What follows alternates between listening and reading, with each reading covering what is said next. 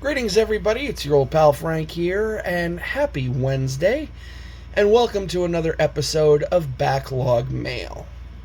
Yes, that's right, folks. You heard me correctly. I said Wednesday because I decided to take a couple of days off. However, with good reason. So you see, there was no video on Monday because over the weekend I was visiting my cousin out of town, and by the time I got back Monday night, for starters, it was too darn late to record anything, and secondly, I was too darn tired to record anything. So that's that. And yesterday there was no video because, well, I decided to take the time and do some adulting. So in other words, I was doing chores all day. And I mean, I was doing everything. I was doing laundry, dusting, sweeping, mopping, the whole 9 yards. All the uncool, unfun stuff. But it needed to be done. But today is a totally different story. Today we're back to checking out cards. However, I don't have a lot to open today. Only 2 envelopes. But the cards in said envelopes are still pretty darn cool. But before we get to checking out any of that stuff, you guys know the routine around here, and that is we do not look at anything or open anything until we have our card of the day. And like with Saturday's video, where our card of the day was a tribute to the unfortunate passing of the immortal Hulk Hogan, today's card of the day is another tribute, but this time we focus our attention on the game of baseball, because we lost the other day a great Hall of Famer, a great player, Cubs legend, the one and only Rhino, aka Ryne Sandberg. And so therefore, our card of the day is his 1983, not Topps, but O-Pee-Chee rookie card that I just so happen to have in a PSA 7. Now, I was looking up Ryne Sandberg before I clicked record, and he may not be the top when it comes to Cubs, all-time Cubs records, but he's pretty damn close. Like, you look at all the all-time Cubs records, like home runs, RBIs, at-bats, runs, and within top 10 or even top 5, Sandberg's name is there. So, he was a hell of a good player that I find a lot of people don't talk about as much as, you hear about other players. And I think it's a real shame. And, unfortunately, as I said, we lost Rhino the other day after a courageous battle with cancer. And once again, man, the big C strikes, and all I gotta say is F cancer, as it frickin' sucks. But I don't wanna dwell too much on the sad and negative. I wanna try and keep things upbeat, so we're gonna do just that. So as I said, I have cards to show you in 2 different envelopes. So I'm going to get all that stuff out and be right back. And then we'll get to checking out some cards. Alrighty? Alright, 1 sec. 2 hours later. Alrighty, folks, I'm back and I am ready to rock and roll. So, you know how usually I like to let you know what kind of variety we're dealing with in these videos? So, like, if it's going to be all baseball, or if it's going to be hockey and Pokemon, or something like that. Alright, well, if I had to describe today's video, it is simply all non-sport, and it is primarily made up of airplanes with a monster on the end of it. Are you confused yet? Good. So actually, I'll start things off with the monster, because it's not a monster card. Well, okay, it is a monster card because it's from Magic the Gathering, but it's not a monster card as in a monster card in value or popularity, etc., etc. So, you know how as of lately I've been talking more and more about the infamous Ikoria,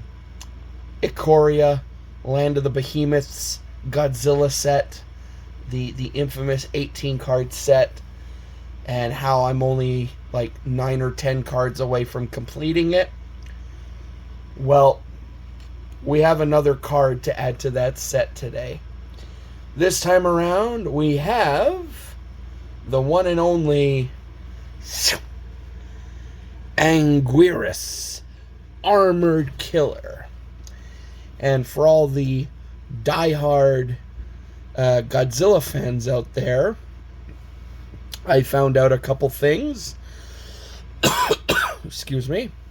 For starters, Anguirus made its first appearance in the movies way back in 1955 in the movie Godzilla Raids Again. And secondly, I found out that old Anguirus here was the first creature to actually fight back with Godzilla. Because prior to that, Godzilla was king and no one got in his way. And then Anguirus came along and said, you ain't throwing your weight around, buddy. I'm fighting back. So, yeah.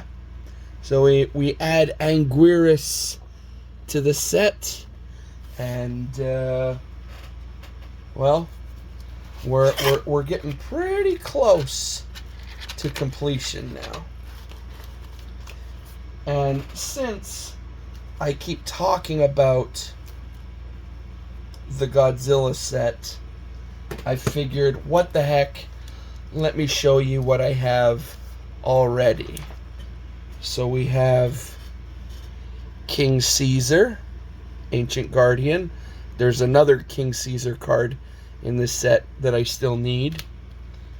We have, of course, the ever so cute Baby Godzilla, Ruin Reborn. We have the Space Godzilla, Death Corona, which was then reprinted because at the time this set came out, anything with the word Corona in it was like, no, we can't have that. We have Destroya, Perfect Life Form. Then we got the big baddie himself, Ghidorah, King of the Cosmos. That's why he's in a one touch. We got Dorat, the perfect pet. We got Gigan, Cyberclaw Terror. We got the Great Cocoon, and this is to do with Mothra. We got Batra. And then we got the promo, which is Godzilla himself, King of the Monsters. And then this was done for a special, I forget what it was called. It's the only card. I don't know if it was a box topper or something, but it's Mecha Godzilla Battle Fortress. Now I need the actual Mechagodzilla for this set, and it's actually printed in Japanese. So I'll probably be going after that one next. And of course, I'm still missing Rodan, Mothra, Biollante, and a couple of individual Godzilla cards. But all in all, doing pretty darn good. So, and yes, I will keep you informed with how close I'm getting to completing this set. If you're not tired of hearing me talk about it already. Alright, and next, as I said, excuse me again, we have aircraft. Now this all coincides back in 2018 when COVID reared its nasty face and card collecting kind of became really, really tough. I turned to Trading Card Database and started looking up alternative things to collect. Because, well, hockey, baseball, well, I never really bought modern football or basketball, but the core four sports were getting really, really tough to find, or also getting very, very expensive because they were deemed non-essential.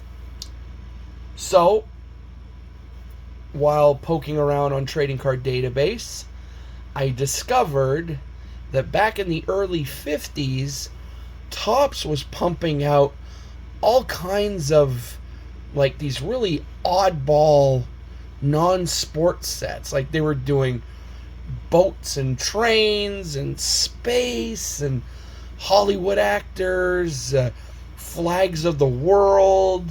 There was cars, like, you know, wheels of the world and all this stuff. And there was a set called Wings, Friend or Foe. And I went looking around and I found someone on Trading Card Database who had a bunch to trade.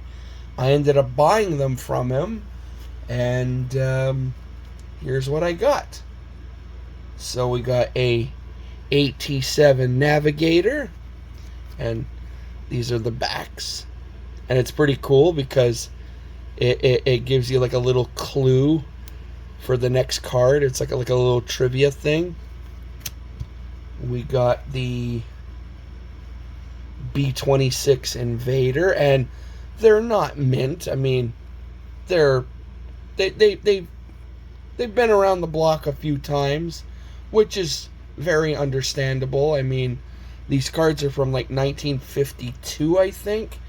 So yeah, it's understandable, but they're still awesome. And I think there's 180 or 200 cards in the whole set.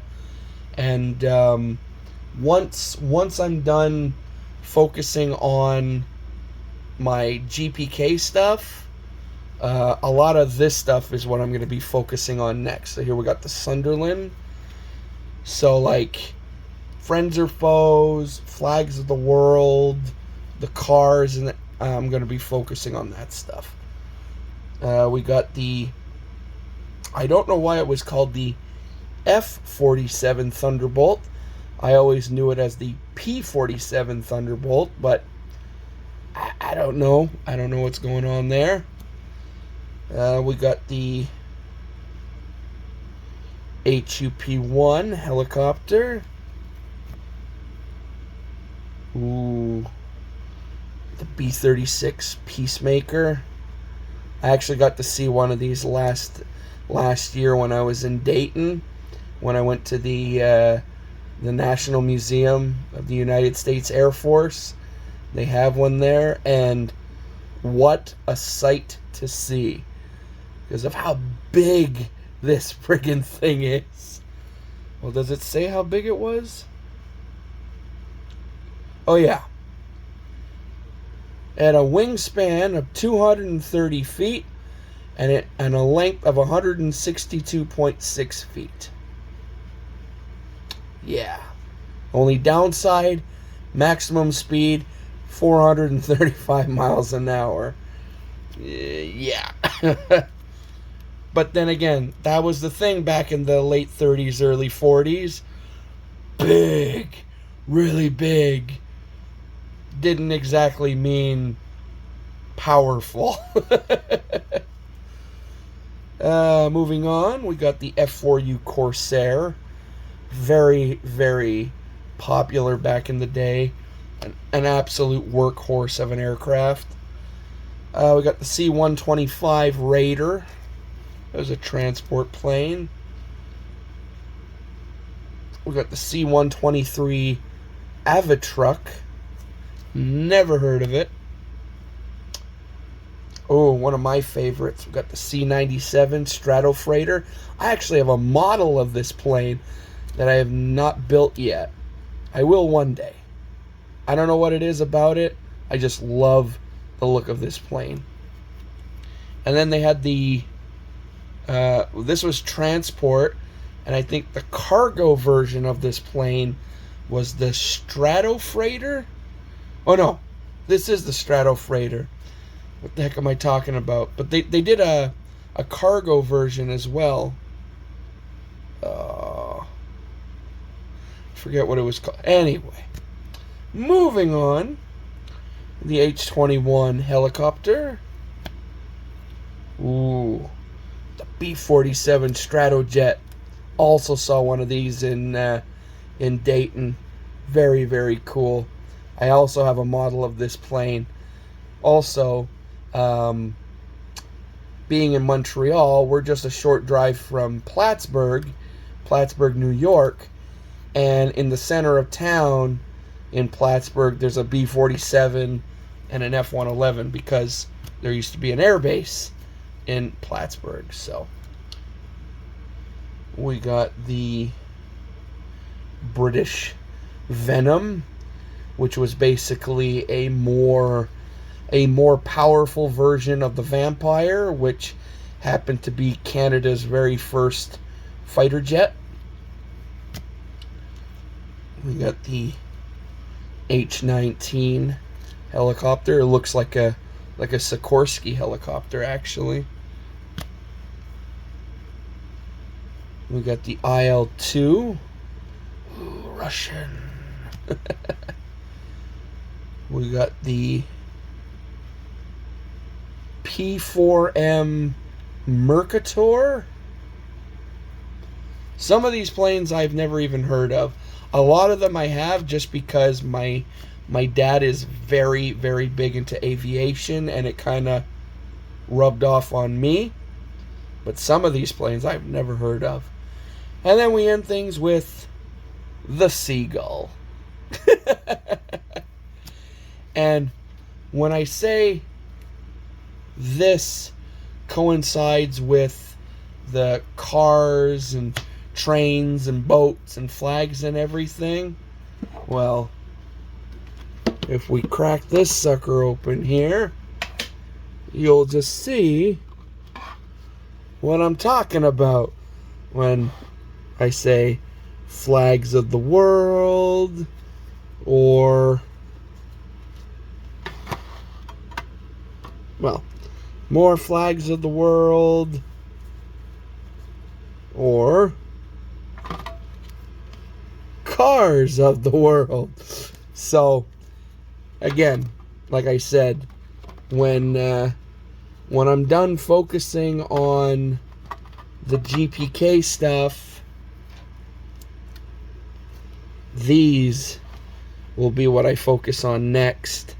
So, probably in, I wouldn't say the near future, but in the distant future, you're going to be seeing a lot more of this stuff popping up on the channel.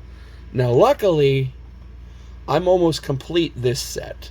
I think I'm only missing maybe, I don't know, 3 or 4 cards. No, I think I'm missing like 6 cards to have a complete set of the flags of the world.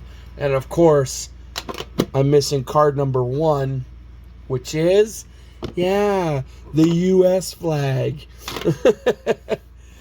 But, yeah, I think I'm missing the US, I think Iraq, Russia, maybe 2 or 3 others. Anyway, not important right now. But, yeah, you'll be seeing more of this non-sport early 50s stuff in the future, and I really look forward to showing it off to you guys, because I feel a lot of this stuff isn't shown off as often as I think it should, because it's freaking cool.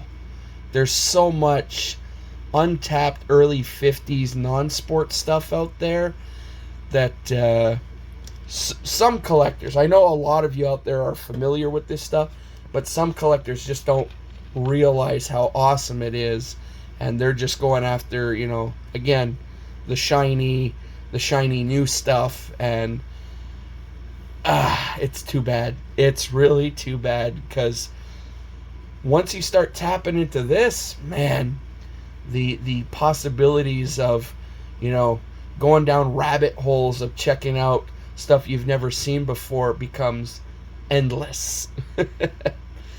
But anyway, that's all I got for you today, folks. Hope you enjoyed it. If you did, you know the routine. Sound off in the comments below. As well, make sure to check out the description of today's video, as well as every other video I post, because there are a ton of awesome channels linked down there of who I think you should be checking out if you're not already. And of course, before leaving, if you'd like to, though you don't have to if you don't want to, but if you'd like to, make sure to click that subscribe button. As well, if you do, click the little bell next to it, so it lets you know when my videos go live. Alrighty, so that's it for me. So I hope you guys have a great remaining Wednesday. Hope you guys have an awesome remainder of the week. And I will see you back here on Friday for everyone's favorite show on YouTube, the Friday Recap, where we'll check out what awesome goodies came my way this week through the mail, or maybe we'll do something else. Maybe we'll open up some Pokemon cards. Maybe we'll open up some GPK packs. Who knows? You're just going to have to tune in and find out. But till then, I say to all of you out there watching, laters!